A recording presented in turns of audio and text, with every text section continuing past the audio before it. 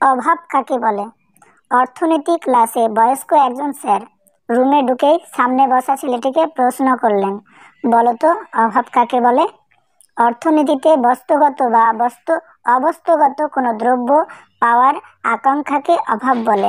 ছেলেটি উত্তর দিল, এটা তো অর্থনীতির ভাষা। সাধারণভাবে অভাব কাকে বলে, অর্থাৎ অভাব বলতে তুমি ঠিক কি বোঝো? ছেলেটি মাথা নিচু করে বেঞ্চের দিকে তাকিয়ে আছে। কি বলবে ভাবছে সে। স্যার আবার তাড়া দিলেন, বল। ছেলেটি এবার বলতে শুরু করলো, আমি কলেজে আসার সময় মা আমাকে ভাড়া দিতে গিয়ে তার ব্যাগ তন্ন তন্ন করে খুঁজে অনেক কষ্টে 20 থেকে 30 টাকা বার করে দেন।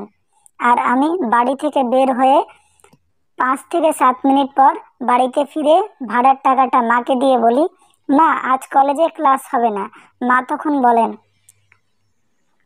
আগে খবর নিবি না ক্লাস হবে কিনা? মায়ের সাথে লুকোচুরি হচ্ছে অভাব।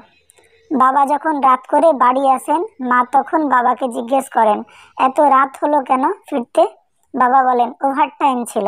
ওভারটাইম না করলে সংসার কিভাবে চলবে? বাবার এই অতিরিক্ত পরিশ্রম হচ্ছে আমার কাছে অভাব। ছোট বোন মাস শেষে প্রাইভেট টিচারের টাকা বাবার কাছ থেকে চাইলে যখন সংকোচ বোধ করে, সেটাই হচ্ছে অভাব।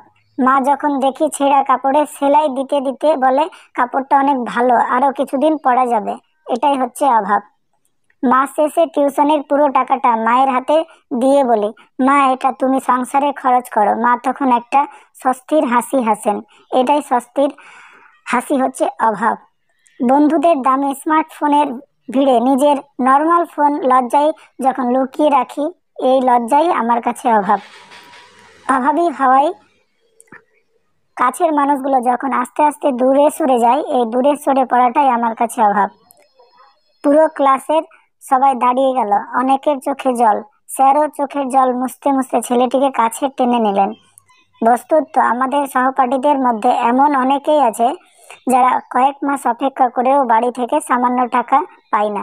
সব দুঃখ কষ্টকে আড়াল করে হাসি মুখে দিনের পর দিন পার করে দেয় খেয়ে না খেয়ে। তাদের হাসির আড়ালে লুকিয়ে থাকা কষ্টটুকু বোঝার সুযোগ হয়তো আমাদের হয়ে ওঠে না। এটাই হচ্ছে বাস্তবতা।